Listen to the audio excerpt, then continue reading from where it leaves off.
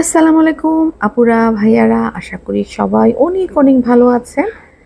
তো শুরুতেই একটা লাইক দিয়ে ভিডিওটা দেখা শুরু করবেন এবং শেষ পর্যন্ত পাশে থাকবেন। যদি ভালো লাগে তাহলে অবশ্যই কমেন্ট করবেন, শেয়ার করবেন আর সাবস্ক্রাইব করতে কিন্তু একদম ভুলে যাবেন না। তো আপুরা শেষ পর্যন্ত হচ্ছে জংলা বাহিনী মানে জঙ্গলি বাহিনী, মেন যে দুইটা জঙ্গলি পাবনা থেকে ছুটে আসছিল, সেই দুইটা জঙ্গলি অবশেষে ঢাকার উদ্দেশ্যে যাচ্ছে।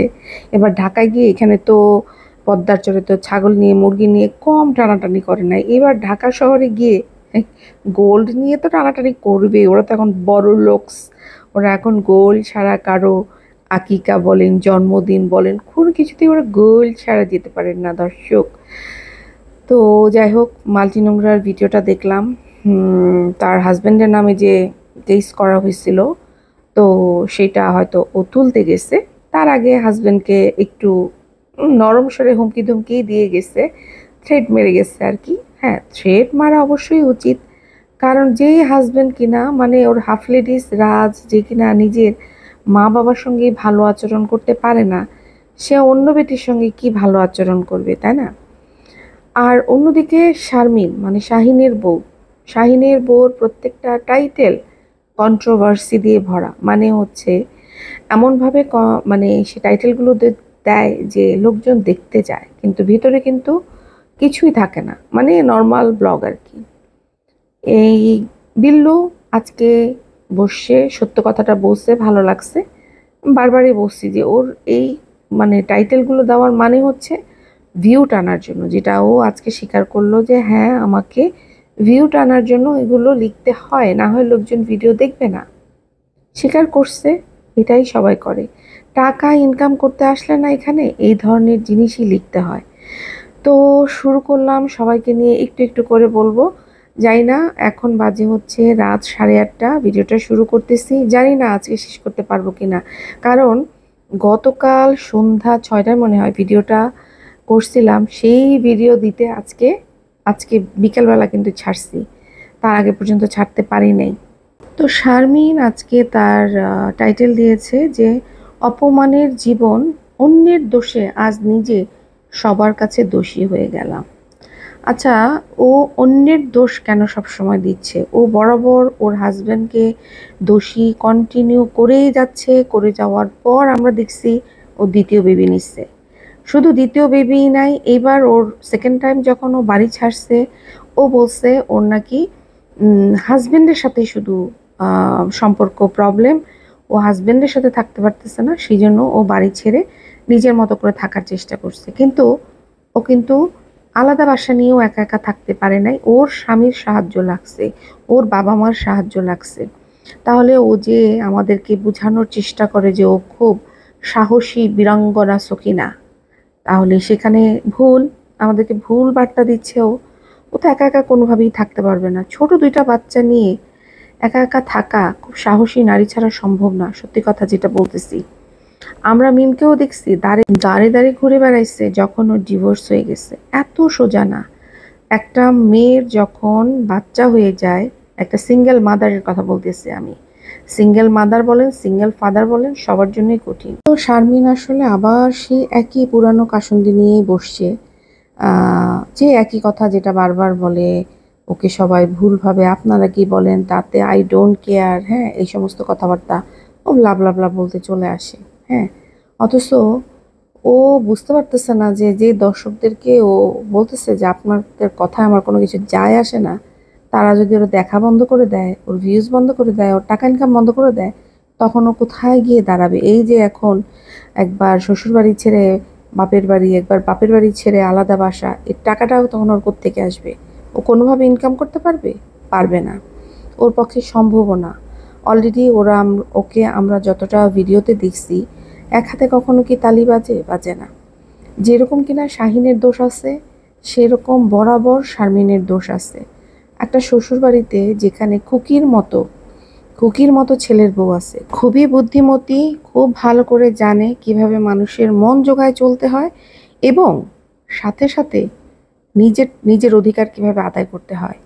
এইভাবে যদি একটা মেয়ে শ্বশুরবাড়িতে না চলে না, টিকে থাকা খুব মুশকিল। এখানে কিনা তিশার মতো একটা ডাইনি ননাস থাকে, তাহলে বুঝেন তাকে মানে তার সঙ্গে পাল্লা দিয়ে চলা কিন্তু খুকির মতো মেয়ের পক্ষে সম্ভব, ওই শারমিনের পক্ষে সম্ভব না। শারমিন মিনমিন করে পড়াশোনা করলেই কি একটা মেয়ে খুব বেশি বুদ্ধিমতী হয়ে যেতে পারে? সেটা শারমিনকে দেখেই বোঝা গেছে যে একটা খুকি কতটুকু পড়াশোনা করছে আমি জানি না, কিন্তু খুকির জ্ঞান আর শারমিনের জ্ঞানের মধ্যে অবশ্যই ফার ফার মানে একটা মানে ভালো পার্থক্য আছে দুজনের বুদ্ধি বলেন জ্ঞান বলেন মধ্যে।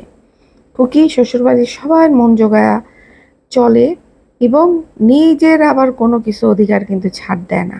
এটাই কিন্তু হওয়া উচিত যে আমি একদম সবার পদতলে দলিত হব না, আবার আমি সবার জন্যই মিলেমিশে থাকার চেষ্টা করব। তো এটাই হচ্ছে ব্যাপার। যেমন দেখেন এই যে সাবিনা সাবিনা শ্বশুরবাড়ি বাবার বাড়িতে গেলে ও কিন্তু খুকিকে তালাইতে হয়। কেন খুকিকে তালাইতে হয়?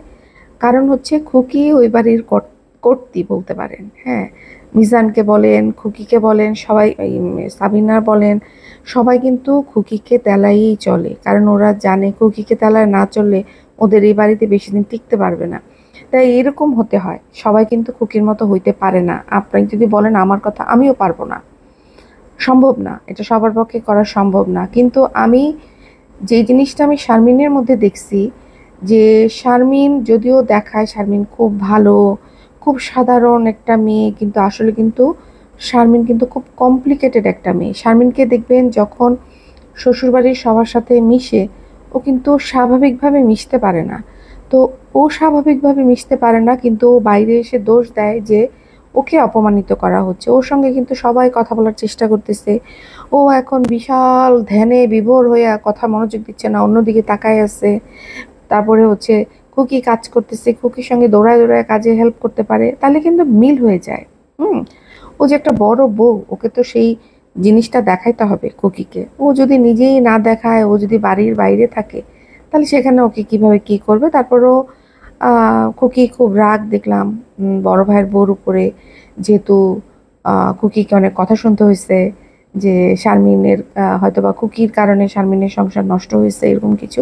হ্যাঁ, খুকি মাঝখানে এসে একটা কিছু না বুঝে শুনে যে একটা নেগেটিভ কথা বলে, এটা ঠিক না।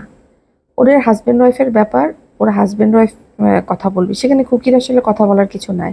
কিন্তু খুকি এই ভুলগুলো করে বারবার। খুকি এসে মাঝখানে একটা কথা বলে একটা বিশৃঙ্খলা তৈরি করে ফেলে। ওরা হাজব্যান্ড ওয়াইফ কিন্তু মিলে গেছে, কিন্তু সম্পর্ক খারাপ হয়েছে খুকির সাথে। তো খুকির এই জিনিসগুলো করা ঠিক না, খুকির সতর্ক হওয়া উচিত। এবার শারমিনকে নিয়ে আর বেশি কথা না বলি, পরে বলবো আবার। এবার আসি মাল্টি নোংরাকে নিয়ে। মাল্টি নোংরা বুঝতেই পারলাম যে ও যে কেস করছে, ওই যে বলছিল যে ওর স্বামী ওর গলায় পাড়া দিয়ে রাখছে, আর ওর চ্যানেল নিয়ে গেছিলো, হাবিজাবি অনেক কিছু নিয়ে গেছিলো। তো যার কারণে একটা কেস করছিল, তো সেই কেসের জন্য ওকে হয়তো ডাকছে যে কেসটা কি কন্টিনিউ করবে না কি করবে সেই ব্যাপারে কথা বলার জন্য। বা এমনও হইতে পারে যে ও হয়তো নিজে থেকেই গেছে কেসটা উঠায় নেওয়ার জন্য, হয়তো বা ওর হাজবেন্ডই চাইতেছে যে কেসটা উঠায় নাও।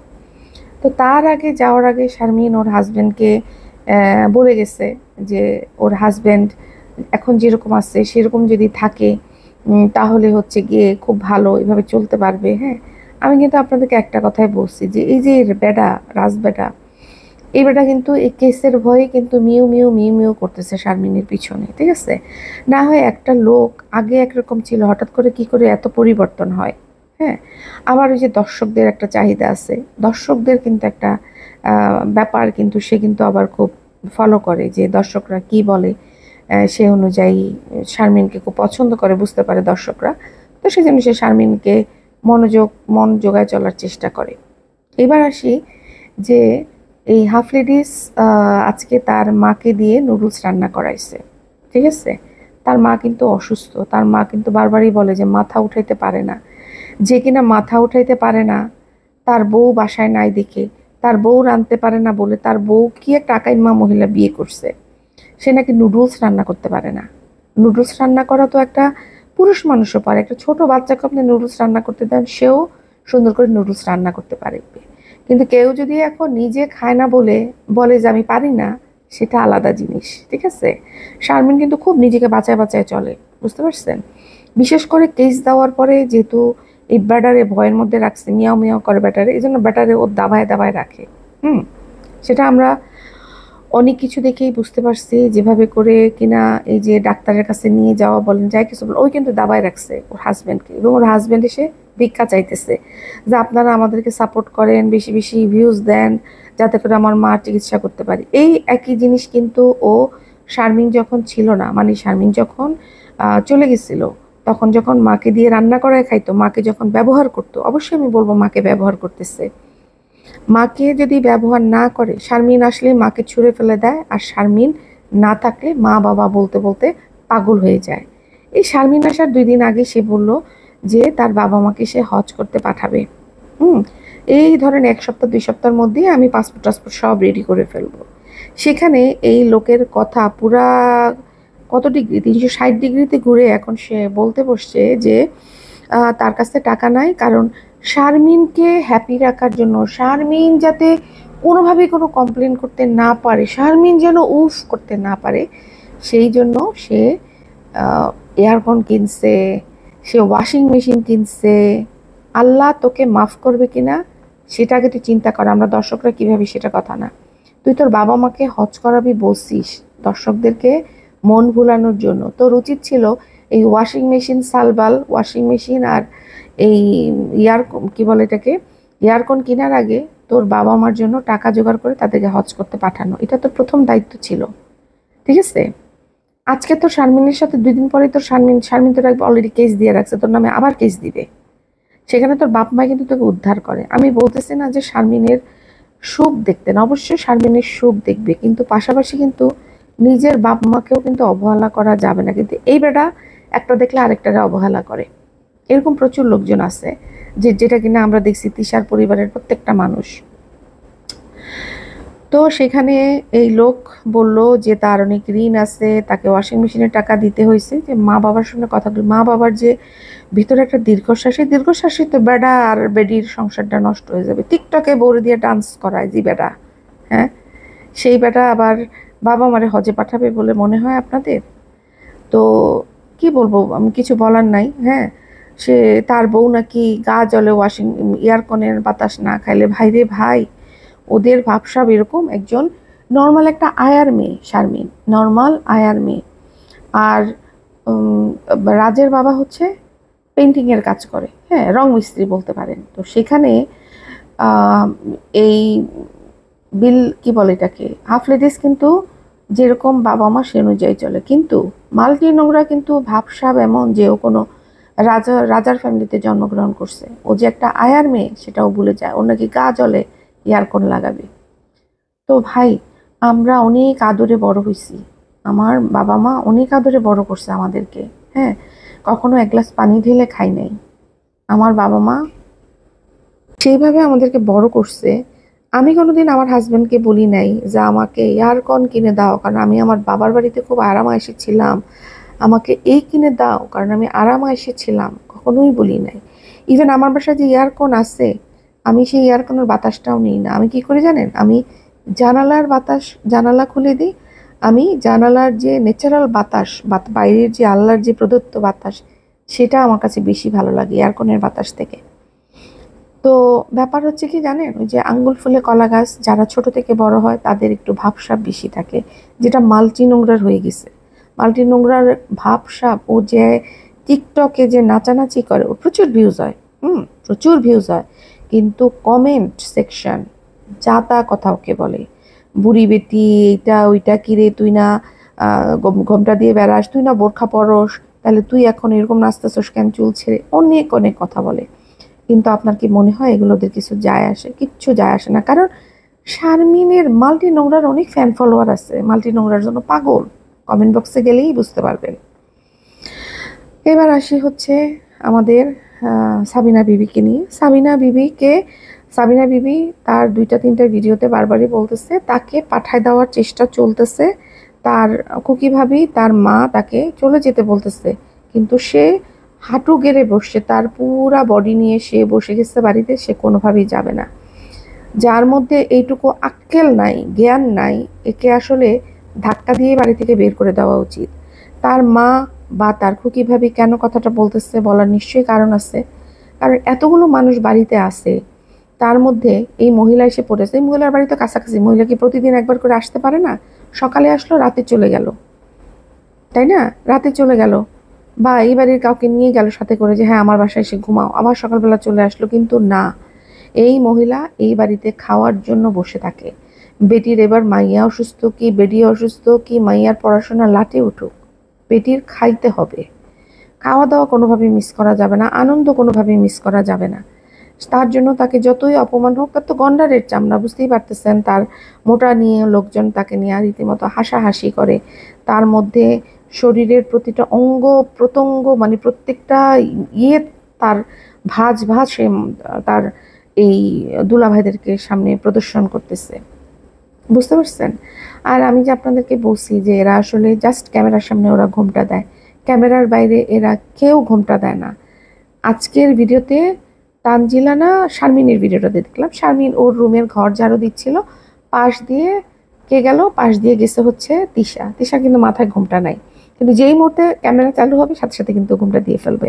তো এরা হচ্ছে দর্শকদেরকে এক ধরনের ধোকাতে দিয়ে রাখছে।